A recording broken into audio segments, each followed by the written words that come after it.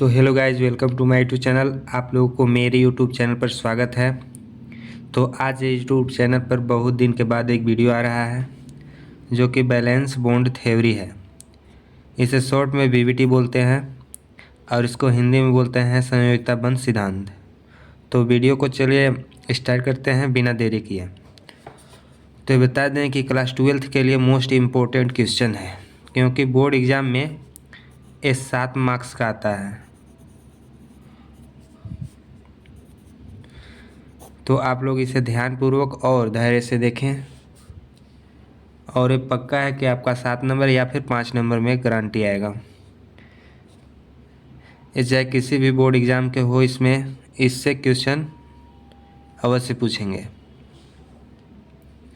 तो मैं जितना बताऊंगा उतना ही आप लिखने की कोशिश कीजिएगा। यदि आप बढ़ाएंगे तो टाइम बर्बाद हो जाएगा और नंबर मिलना है उतना ही। तो चलिए वीडियो को स्टार्ट करते हैं। तो इसका सबसे फर्स्ट पॉइंट लिखना है, इस थ्योरी का प्रतिपादन हिटलर ने सन 1927 में किया था।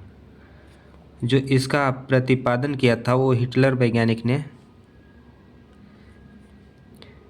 नामक वैज्ञानिक ने 1927 ईस्वी में किया था इस थ्योरी का प्रतिपादन। उसके बाद फिर सन 1933 ईस्वी में पोली तथा स्लेटर ने इस थ्योरी का विस्तृत अध्ययन किया। जो हिटलर था इस थ्योरी का थोड़ा बहुत अध्ययन करके इसको छोड़ दिया था। उसके बाद फिर 1933 ईस्वी में पोली तथा स्लेटर ने इस थ्योरी का विस्तृत अध्ययन किया। नेक्स्ट पॉइंट है, यह थ्योरी कोवैलेंट बॉन्ड को स्पष्ट करती है। ये जो थ्योरी है किस पर आधारित है? ये है थ्योरी कोवैलेंट बॉन्ड पर आधारित है। इस थ्योरी की निम्नलिखित अभिधारणाएं हैं।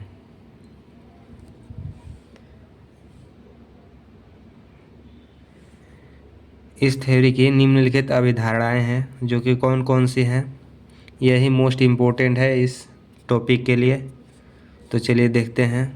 और बहुत ही शॉर्ट में लिखे हैं और आप लोग का मैं इसे बहुत ही शॉर्ट करके बनाया हूं और मुझे आशा है कि आप लोग का बहुत ही क्लियर तरीके से समझ में आएगा। तो आप लोग देखते रहिएगा। तो फर्स्ट पॉइंट है, यहाँ पे देखिए अभिधारणा इसका, कोवैलेंट बॉन्ड ऑर्बिटल्स की ओवरलैपिंग के द्वारा बनता है। जो कोवैलेंट बॉन्ड होती है वो ऑर्बिटल्स की ओवरलैपिंग के द्वारा बनता है। ये फर्स्ट पॉइंट हो गया। अब जो सेकेंड पॉइंट है,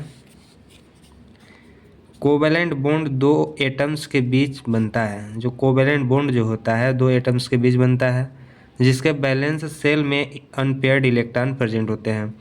आप लोग जानते हैं कि अनपेयर्ड इलेक्ट्रॉन और पेयर्ड इलेक्ट्रॉन किसे कहते हैं।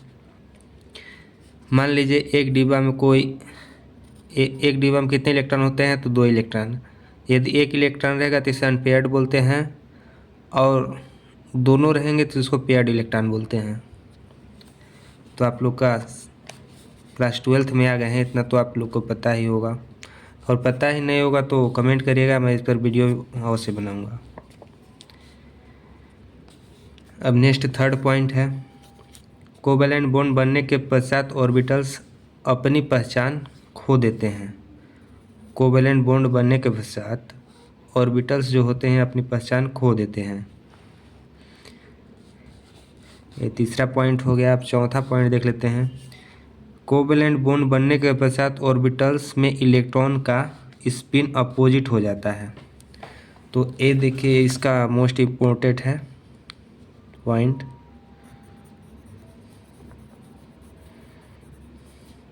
का है कोवैलेंट बॉन्ड बनने के पश्चात ऑर्बिटल जो होता है इलेक्ट्रॉन का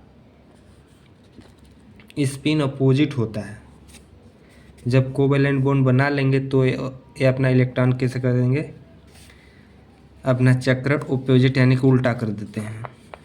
अब फिफ्थ पॉइंट, ऑर्बिटल में ओवरलैपिंग जितनी अधिक होगी बॉन्ड पावर उतनी अधिक होगा। क्या बोल रहा है पॉइंट?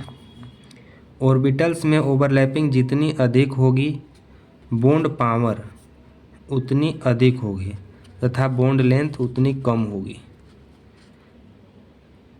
ये भी मोस्ट इम्पोर्टेंट पॉइंट है। ऑर्बिटल्स में ओवरलैपिंग जितनी अधिक होगी बॉन्ड पावर उतना ही अधिक होगी तथा बॉन्ड लेंथ उतना कम होगी।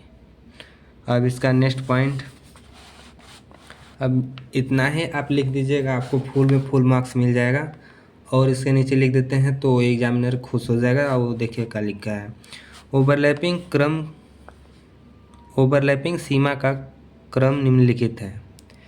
जो इसका ओवरलैपिंग सीमा जो होता है उसका क्रम निम्नलिखित है। देखिए क्या है, सबसे ज़्यादा ओवरलैपिंग पीपी ऑर्बिटल्स में होता है, उसके बाद फिर एसपी ऑर्बिटल में होता है, और सबसे कम जो ओवरलैपिंग होता है वो एसएस ऑर्बिटल्स में होता है। तो आप समझ गए कि ओवरलैपिंग की सीमा क्रम किस प्रकार से होता है। अब इससे आगे चलते हैं। अब इसका एक उदाहरण लिख लेते हैं। जैसे कि हमने एसएस ऑर्बिटल्स की एक उदाहरण ले लिया है, बहुत सिंपल तरीके से लिया है। पहला हाइड्रोजन एटम, उसके बाद फिर हाइड्रोजन एटम से ओवरलैपिंग कराते हैं तो एक इलेक्ट्रॉन ऊपर की ओर जाता है और एक इलेक्ट्रॉन नीचे की ओर जाता है, क्योंकि हाइड्रोजन में एक इलेक्ट्रॉन ही उपस्थित होता है उसके बाह्य कक्षक में, और दोनों मिलकर के पेयर्ड इलेक्ट्रॉन बना लेते हैं। तो इस प्रकार से एसएस ऑर्बिटल्स कहलाएगा।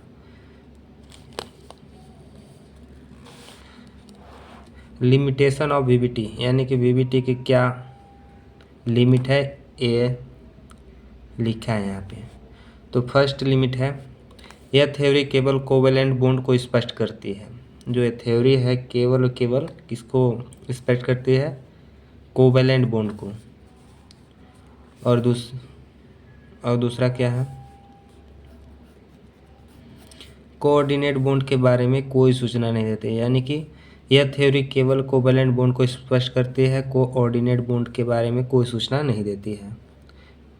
ये हो गया। अब इसका सेकेंड पॉइंट क्या है, यह थ्योरी कोवेलेंट बॉन्ड की दिशा प्रकृति से स्पष्ट नहीं होती है, यानी कि यह थ्योरी कोवेलेंट बॉन्ड दिशा प्रकृति को स्पष्ट नहीं करती है। यह थ्योरी जो होती है दिशा प्रकृति को स्पष्ट नहीं करती है।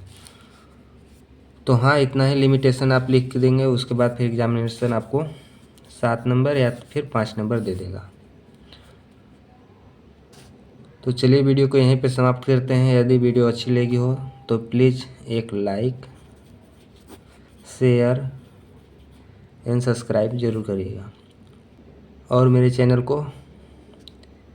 इस चैनल को सब्सक्राइब जरूर कर लिए, क्योंकि इस पर अब डेली के डेली इम्पोर्टेंट क्वेश्चन आने वाले हैं।